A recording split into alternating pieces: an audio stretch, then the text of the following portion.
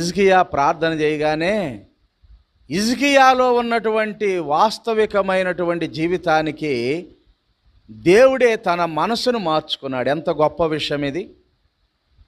దేవుడు తన మనసును మార్చుకున్నాడు.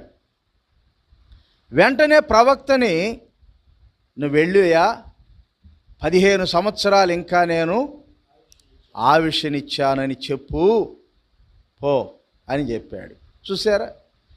కనుక మనకి అగసాన కాలములో కూడా మనము దేవుని ఎదుట యథార్థవంతులముగా ఉన్నప్పుడు, మనము దేవునితో సరైనటువంటి సంబంధాన్ని కలిగి ఉన్నప్పుడు, మనం దేవునితో ఎల్లప్పుడూ కూడా మన వ్యక్తిత్వాన్ని కనపరుచుకుంటూ బ్రతుకుతున్నప్పుడు ఎన్ని అపాయాలు వచ్చినా ఉపాయం చెప్తాడు ఆయన.